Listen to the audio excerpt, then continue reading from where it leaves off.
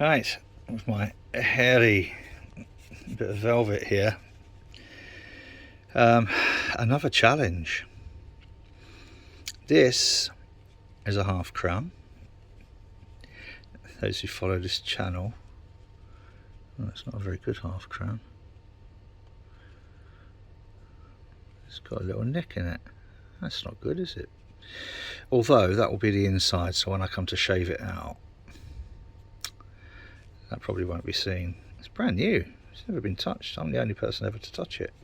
Anyway, got an order through for a coin ring made from a half crown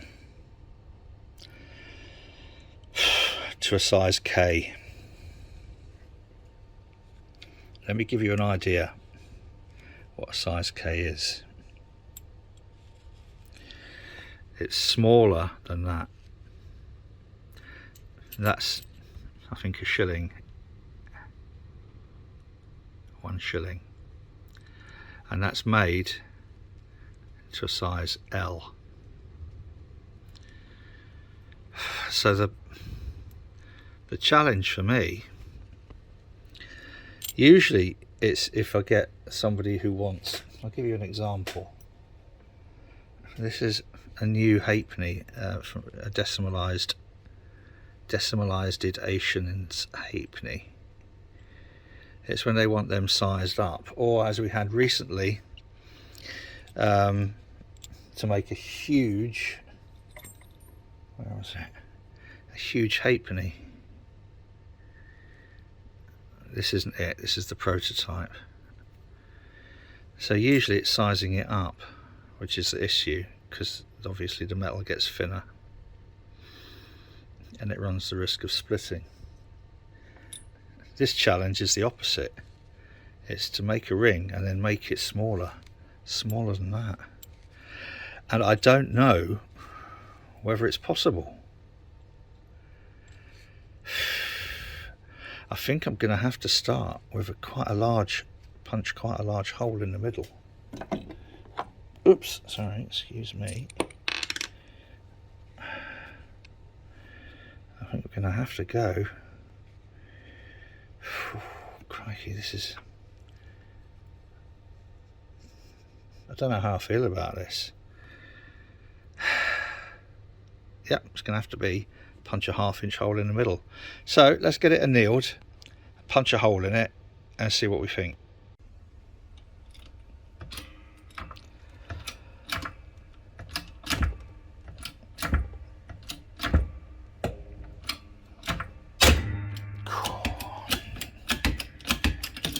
This is one of the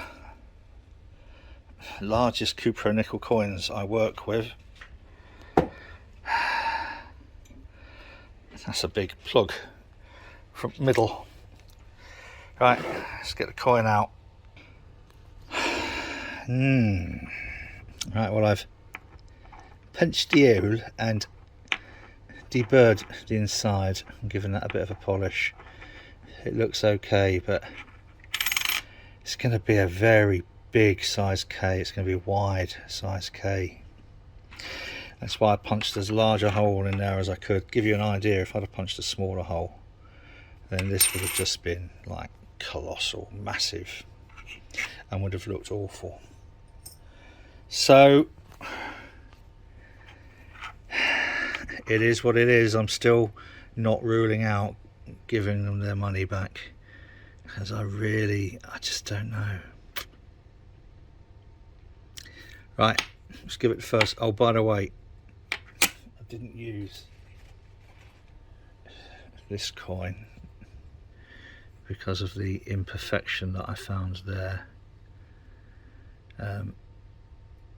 Because I think squishing it down, squishing all that together, would actually potentially have emphasised that. So I've chosen another coin which is absolutely perfect in every way. This is brand new, by the way. This has never been touched by human hand, apart from me, and I don't really count, I suppose. Right, let's get the start of the folding going. I think, as I mentioned once before, these dies that I use, these folding dies, are from America. And the reason for that is they're in imperial sizes, which Americans still use. Our pre-decimal coins were before we went for imperial measurements, so our older coins are still imperial, and they fit these dies perfectly. And this is the first start of the fold. That's the one I always hate, because that's, if it's going to go wrong, it'll either go wrong there or right at the very end. So that die now can go back in its box. Sorry, not the world's best filmmaker, am I? So we now have the start of the fold, and just to give you an idea how small we're going to have to get it, can't do this one-handed. Excuse me, boys and girls. Right, so that's K. I reckon just with a couple of initial folds we're going to be at K.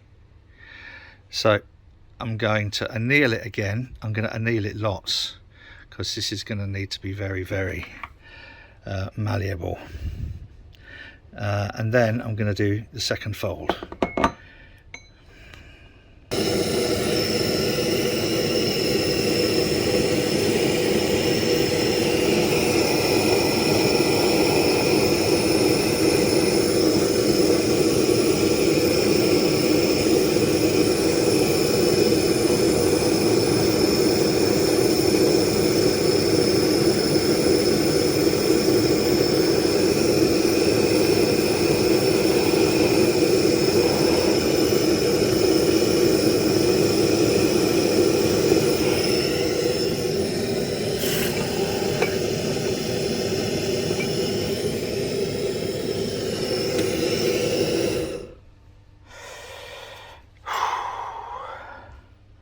Okay, let's dry that off.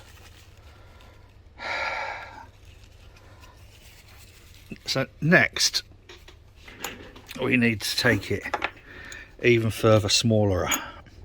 So I'm going to pop it back in this die,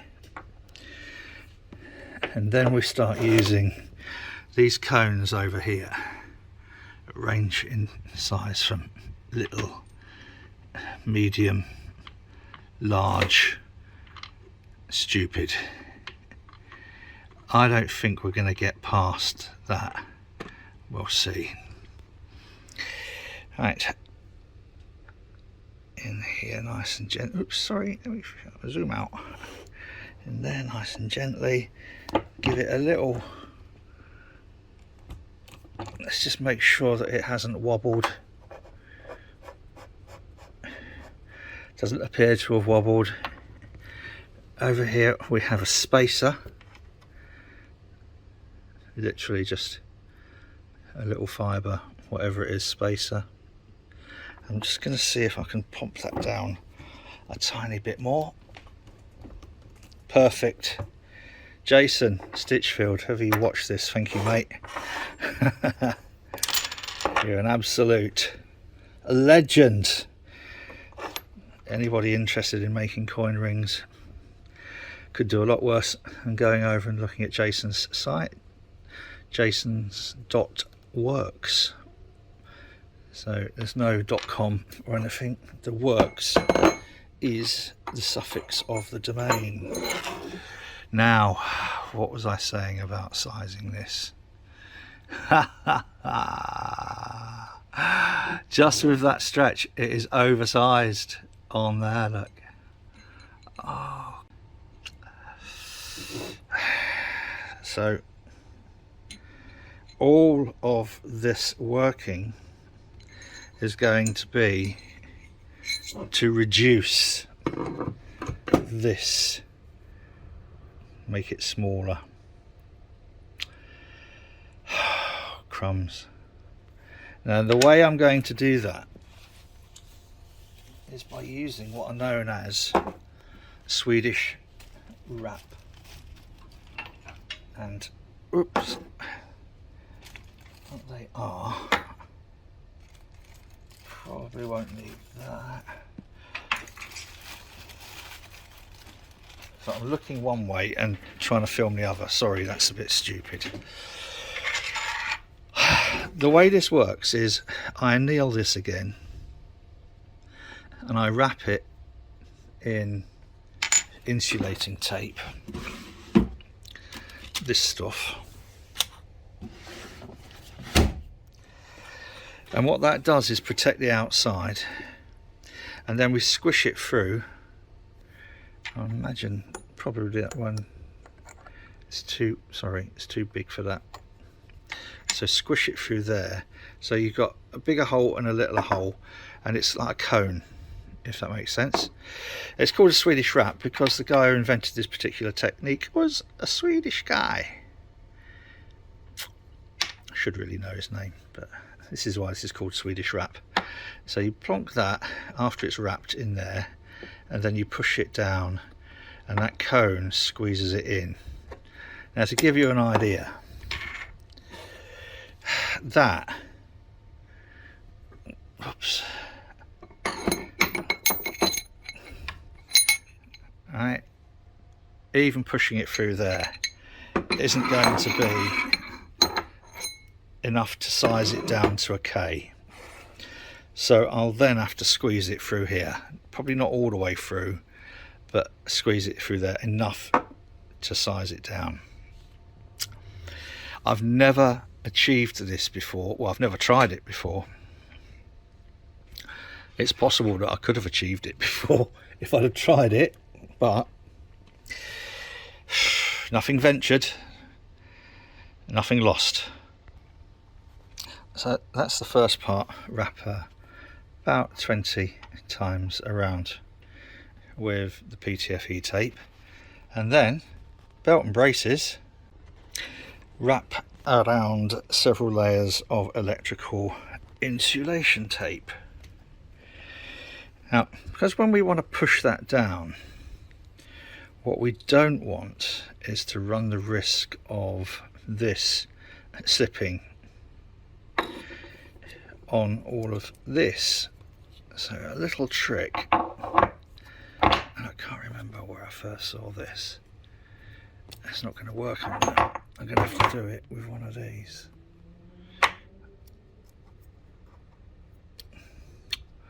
Do you know, that might be the wrong size as well. Right. Yeah, right, so just put that in there gently, and that then should push the edge of the coin against the die and remove that bit. So then this can push down square on that. I hope that makes sense. Now we're going to use the, that's the big one first. So coin pusher. So that will go in there and then be pushed down with this. First we need to line the inside of this with a lubricant, and this is one of the best lubricants that apparently has been found, because it's not tested on animals. It's coconut, well, I say oil, it is oil, and it gets, when it's really warm in here, it just turns into a liquid, but at the moment it's not massively warm in here. So I'm just going to give a good squidge of lube in here. You could use grease. I know there's a guy who uses silicone grease, but I figure coconut oil should be reasonably sustainable. Right, so that's now all I need. Tissue, wipe the finger. That then just drops into there. It's actually gone through quite a lot further than I expected, but that's all right. I'm wondering whether we're going to push that through. Now, I have got one of these. which actually, let's pop all these together out of the way. So that sits on there, so when we do push it through, which I think is probably, yeah, we're going to probably do that, okay? So when that does push through, it will just drop out the bottom. Just going to move this over so we're just on the one, because I think there's a bit of a lip between those two. Oh, you excited, boys and girls? And then gently push this, and when it hits, there we are, we've just made contact, and now this is where we'll just be very gentle and see about pushing it through. What we don't want is for it to warp and go oblongish shape, not oblongish shaped. You see it's starting to come through. Oh, that noise always scares the crap out of me. So take that out. Wish I hadn't done that. As you can see, I have the tidiest of workshops here. Right, let's have a little look at this. It's going to need annealing again. This is where it appears to get a bit wasteful on electrical tape and stuff, and that's because it's a bit wasteful on electrical tape and PTFE tape and stuff. But what's happened now is we've just started to push this outsidey bit in, and can you see, when you've got a lot of metal and you try and squish it together, you do run the risk of getting ridges and stuff in there. I think I've got away with that, but I'm still, I don't know, I'm size K. Anyway, it's going to turn out to be a long video if I'm not careful, so I'm going to anneal that and get it wrapped up and ready to go through possibly the next size Swedish wrap. Ooh, sometime later, and we're down into the smaller die. I'm wondering how far I dare go. I've put this marker on here to give me a sort of indication of, I don't really want to go much further than that, so that's as far as I'm going.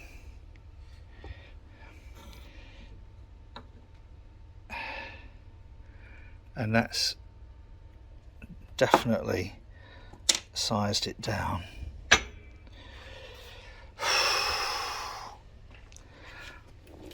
You just have to be uber careful. Let's get a bit of tissue and remove as much of the coconut oil as possible. Crikey, this really is, it's a labour of love, this, or something. This is the only thing that I haven't found a way to recycle or a use for, sadly. Right, let's have a look and see how we're doing on the non-reed edge. Oh, flipping heck. It's still massive, isn't it? And this is it's the reed edge. I need to size down. Oh, crikey. So let's pop that back and let's have a little retrospective look.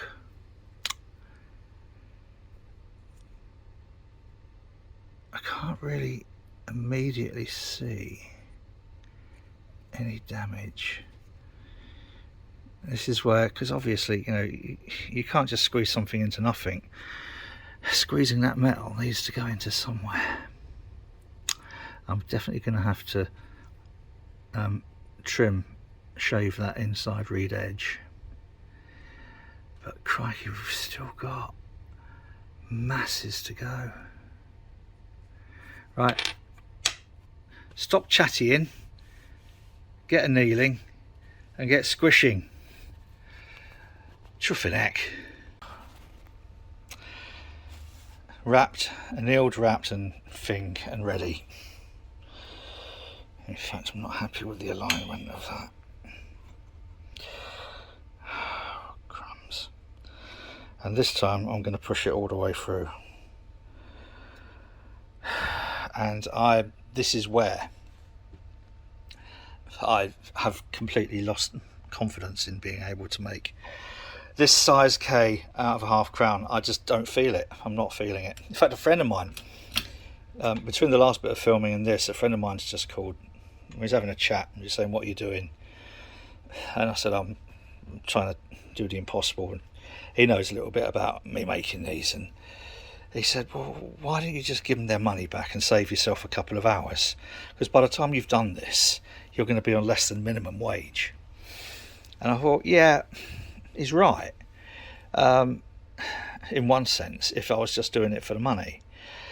But here's the thing, and this is why I always try and encourage people to engage in some form of activity which challenges them. So for me, it challenges me because of my arthritic fingers. Seriously, you know, these are not artists' fingers, which is just as well, because I don't class this as art, I class this as engineering. And also psychologically, even if this doesn't work, I'll have had a go. And so after a year of lockdown, a year and a bit of lockdown, something like this for me is therapy as much as anything else. And I earn enough money to pay for tea and biscuits for a support group for terminally ill cancer patients, or a depression support group, or whatever. You know, this pays for room hire and tea and biscuits. So, but I'm not feeling it. I'm really not feeling it with this. I'm going to try and squish this as much as possible. But I'm in fact, actually, I'm just going to pop this out. So I want to make sure that that is going in square inside. I don't know if you can see. Right, okay.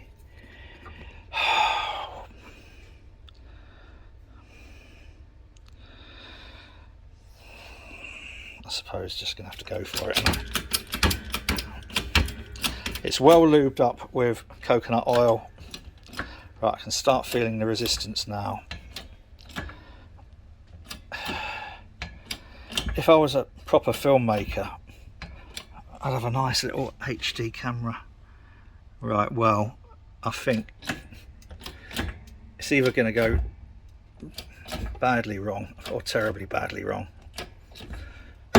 We're through.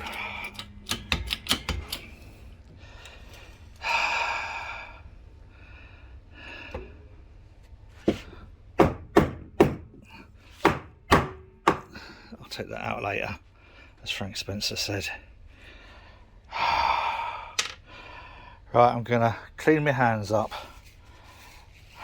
and then come back for the reveal. Must get a decent HD camera. Can't keep doing this on my phone, it's covered in. Right.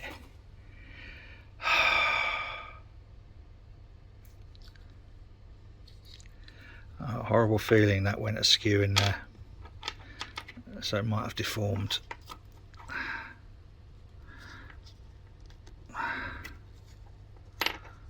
Oh. Actually, it hasn't.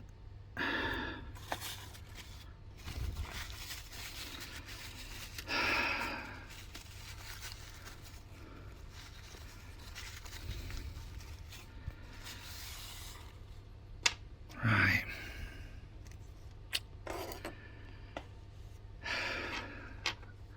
So Do you know, I'm amazed that that reed edge there isn't completely mangled. And the purpose, obviously, of wrapping all that around is because you're squeezing it through metal. What you don't want is for metal on metal, because that would have just totally obliterated all of the writing, and we would have a smooth tube. A smooth tube. Well, it's kind of like ring shaped, but we've now got to find out. We size it to the reeded side because that's the fixed side. I am going to have to shave the inside of that, otherwise it would just be uncomfortable.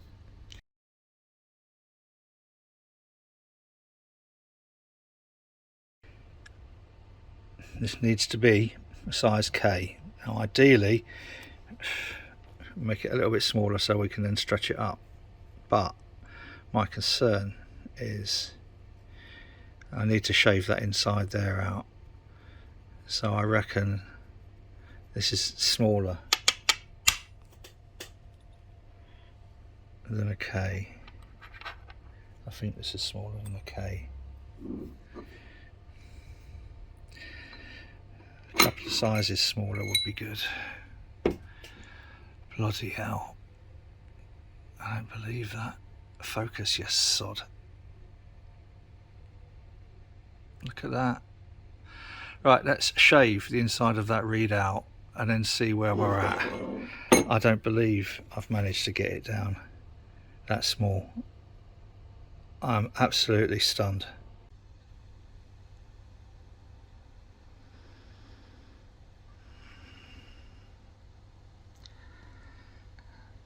Believe me, nobody is more surprised than me to get a half crown down to a size K. I've just blown away by that, and it's sort of nicely ring shaped. Wow. Do you know, sometimes there are challenges, and then there are challenges. I really wasn't feeling it with this. I have to admit, I just didn't feel it with this. Are you going to focus? This is why I need a proper camera.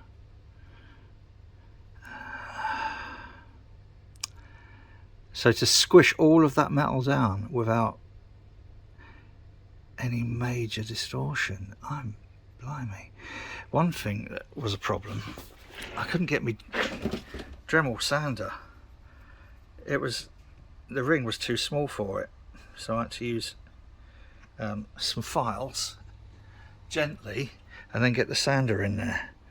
So we have a little bit of kind of extra.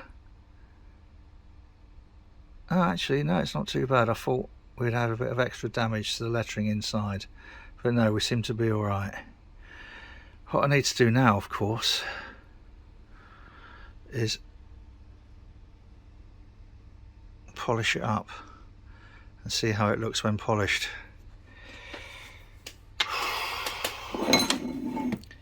Right, quite amazing. I'm just completely stunned. I like a challenge, but this one really did push its luck as far as challenges go. You could, when you make a ring bigger, obviously the metal gets thinner. But when you make a coin ring and you want to make it smaller, you've got to squish all of that metal in, and it doesn't seem to have caused any significant damage. The reed itself, if you look at this, obviously, if I show you on the main original coin, so that is what is now that. So squishing down like this, I would have expected that to be rippled all over the place, but it's not bad. I'm just completely blown away by that. So I've given it that sort of polish that still leaves a little bit of shadowing around the detail, if that makes sense. Only a tiny little bit. Don't know if I can get that in the right light to show it, because we want it to stand out what it is.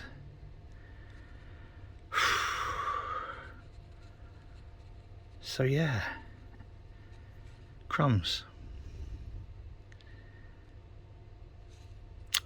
Next, I will give it a good clean in acetone to take all of the remains of any coconut oil or oil from my fingers or whatever.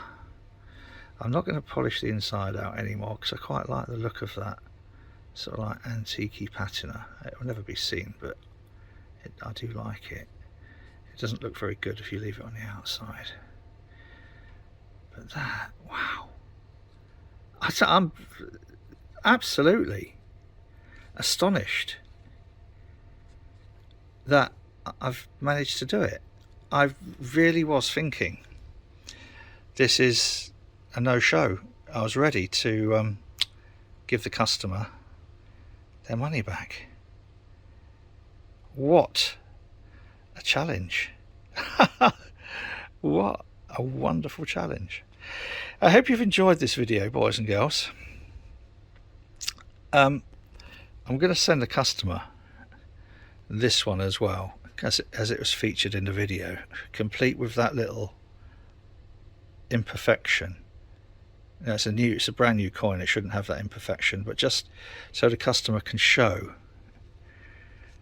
how that imperfection would have probably mushroomed up inside there. And I'm also going to send the bit from the middle. Look at that. That's what we punched out at the middle. So that there is what you get in that there. Oops, sorry. I'm a really rubbish video maker. Look at that. And that's what we made. Sorry. I'm still a little bit in shock that I've managed to do it. If you like these sort of videos, boys and girls, please feel free to subscribe to the channel. Give it a thumbs up, thumbs up. Tell all your mates, and tell them to tell their mates and everything. But don't send me any more challenges like this. Thanks for watching. Hope you've enjoyed it. Whatever you're doing, do it safely. Cheers.